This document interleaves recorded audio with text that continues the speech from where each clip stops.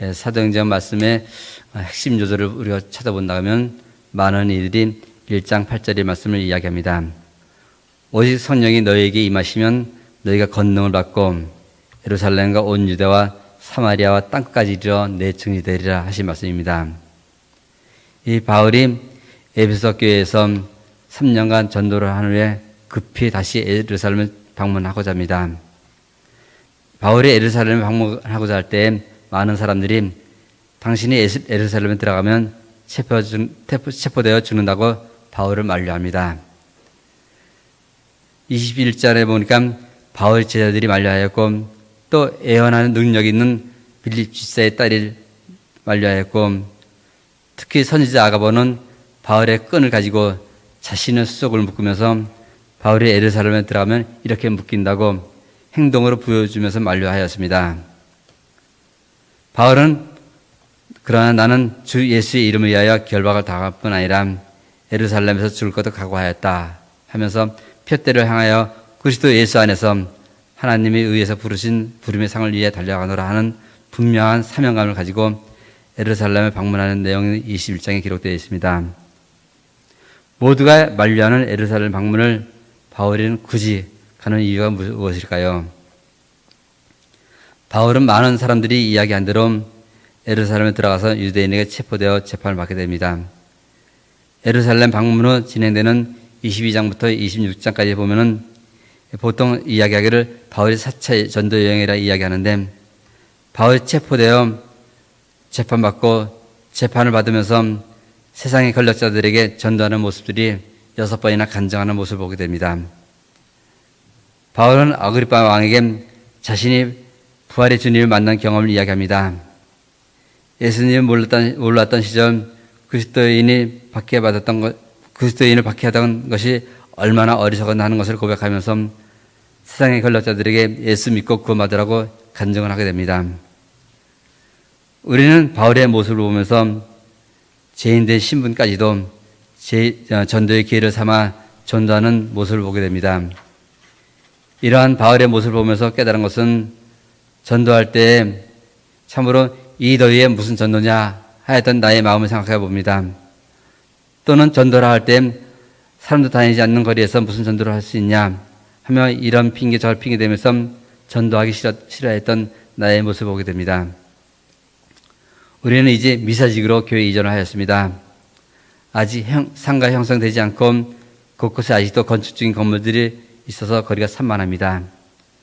환경의 어려움을 탓하며 아직도 전도에 힘쓰지 못하고 있는 형편이 이럴 때일수록 전도하기 좋은 기회라 삼고 전도할 수 있는 그런 마음을 가질 수 있어야 됩니다. 죄인된 모습까지도 그런 신분조차도 기회를 삼아서 전도하는 바울의 모습을 보고서 우리들도 전도에 힘쓸 수 있는 교회가 될 수 있으면 좋겠습니다. 주님은 분명히 어떤 환경에서도 만날 자를 만나게 하시고 주님이 찾으시는 단 한 명의 영혼을 위해서도 복음을 전하는 사명을 귀하게 여기고 전도에 힘쓰도록 하겠습니다. 다음은 죽음을 각오한 바울의 세상 권력자들에게 전하는 간증입니다. 오늘 말씀 중 아그리파 왕에게 전하는 바울의 간증을 읽으면서 세상적 가치를 볼 때 절대 이해할 수 없는 말을 하게 됩니다. 26절에 결박된 것 외에는 나와 같이 되기를 하나님께 원하나이다. 이렇게 이야기했습니다. 나와 같이 되기를 원한다는 것은 나를 본받으라는 권면입니다. 고린도전서 11장 1절에 보니까 사도 바울은 고린도 성도들에게 향해 내가 그리스도를 본받는 자 된 것 같이 너희는 나를 본받은 자가 되라 라고 이야기했습니다. 그리스도인은 어디를 가든지 나와 같이 되기를 원한다. 나를 본받으라 라고 당당하게 말할 수 있는 자들이 되어야 합니다. 나를 본받으라 권면하기 위해서는 먼저 내가 본이 되는 그런 삶을 살아야 합니다. 늘 은혜가 충만하고 감사가 충만해서 그리스도인으로서 부끄럽는 삶을 살아야 합니다. 그런데 문제는 나의 모습이 이렇게 말하기에는 부족하기 때문에 당당히 나와 같이 되라는 말을 하기가 어렵습니다. 말씀대로 온전히 살지 못하는 나의 모습을 볼 때 부끄러울 수밖에 없습니다. 참 그런데 바울은 당당하게 나와 같이 되기를 원한다고 이야기했습니다. 바울은 말씀대로 참 잘 살았기 때문에 이런 말을 하였을까 생각해 봅니다. 바울이 완벽할까 하면서 사도행전을 보니까 16장의 말씀을 기억합니다. 2차 전도여행을 하면서 마가라는 요한을 데려가는 일로 바울과 바나바가 힘이 다투어 피차 갈라서는 모습을 보면서 이 바울의 성격이 어쩌면은 꼬장꼬장하고 피곤한 성격일 수 있겠다 이런 생각을 하게 됩니다. 그의 성격으로 많은 사람들이 상처 입을 수 있겠다는 생각도 하게 됩니다. 이러한 바울의 모습을 보면서 바울의 성격은 피곤하고 참으로 현재의 모습은 죄인된 모습으로서 참 초라하게 보잘것없는 그런 모습일 것입니다. 그러나 그런 모습 가운데서도 바울은 받은 은혜가 너무 크기에 그 은혜를 같이 누리고자 하는 마음에 복음을 소유한 나와 같이 되기를 원한다라고 이야기했습니다. 바울의 간증에도 믿지 못하는 세상 권력자들을 보면서 참으로 그와 보잘것없는 나에게 주님을 믿고 복음을 소유한 자로 살고 있음을 감사하게 되었습니다. 그럼에도 은혜 깨닫지 못하고 참으로 감사치 못하고 떳떳하게 나와 같이 되라 하는 말을 하면 제대로 못하는 나를 보게 됩니다. 나와 같은 죄인 구원하여 주신 주님의 은혜보다 내 행위를 앞세우기에 당당히 전도하지 못하고 이축되어 있는 나를 보게 됩니다. 구원받은 기쁨과 구원받은 확신이 있다면 나처럼 예수 믿으세요 라는 말을 자신 있게 말할 수 있어야 합니다. 제가 어렸을 때 저희 할아버지는 옆에 사람 있으면 전도하였습니다. 간혹 전도를 하다가 핀잔을 받기도 하였습니다.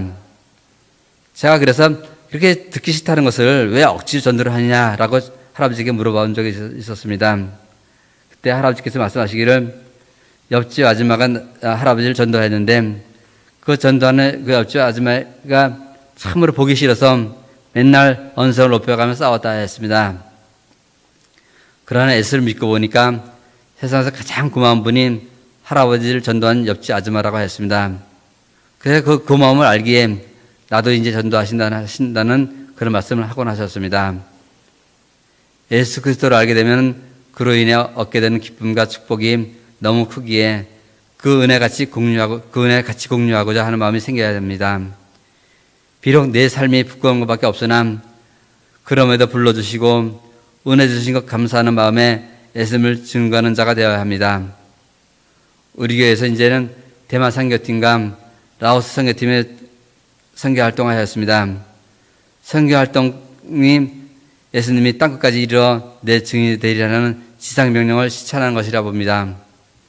한 영혼 사랑하는 마음에 시간 들여 돈 들여가며 무더위와 싸워가는 그 선교팀들의 모습을 볼 때에 진정 그들은 기회를 놓치지 않고 선교에 힘쓰는 분들이며 주님께 받은 복음의 가치를 알기에 이 시대에 나와 같이 되리라는 확신을 가지고 땅끝까지 이르러 내 증이 되는 그런 선교 사업인 것을 깨닫습니다. 우리 모두 지상 명령에 순종하여 살아가기를 원합니다. 우리가 때를 얻든지 못 얻든지 간에 예수님을 우리 삶을 통해 사랑을 전하든지 말씀을 전하든지 어떤 방법이라든지 예수님을 증거하는 우리들 되어야 되겠습니다. 그런 삶을 살길 부탁드리겠습니다. 기도합니다.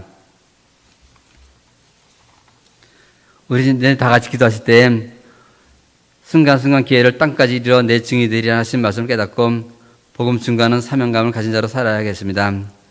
하나님의 은혜로 구원받은 우리가 항상 감사하는 마음을 갖게 하소서. 나도 바울처럼 당당하게 나와 같이 되기를 원한다는 전도할 수 있는 담대함을 가질 수 있도록 기도하겠습니다.